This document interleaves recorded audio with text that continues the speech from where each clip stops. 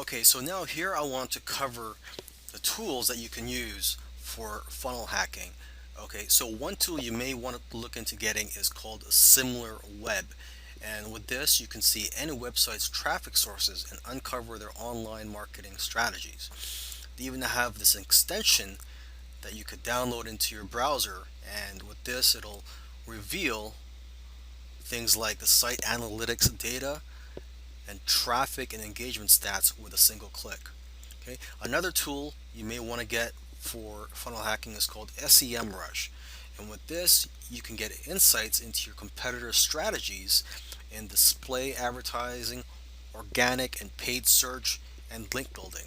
Okay, and lastly, another tool you may want to look into getting for funnel hacking is called AdBeat, and with this you can see your competitors' marketing strategy, discover high performing publishers and placements, and identify their best converting ad copy, landing pages, and sales funnels. Now, there are many other tools out there that you can use for spying on your competitors, but these are just some of the main ones out there. But I do recommend that you do research as you gain experience with funnel hacking and look for more tools that you can use that'll help you with your funnel hacking. Now, here are some tips for funnel hacking, and you got to remember that there's no right or wrong way. Okay, so what you could do is you create a folder for a particular business or marketer or competitor that you intend to funnel hack, so you can put all your screenshots in that folder.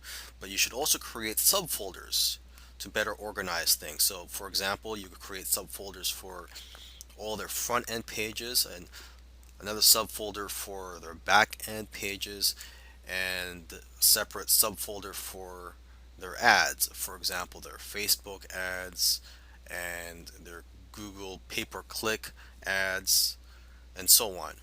Okay, another thing you want to do is you type down notes onto a Word document or a notepad, and you type down what type of headlines they use, what colors do they use on their sales page, and what are their price points, and so on. If you want to become successful online or even offline, you have to really observe what successful people are doing and try to copy the methods that they're doing. Right? I'm sure you've heard of the saying, don't reinvent the wheel.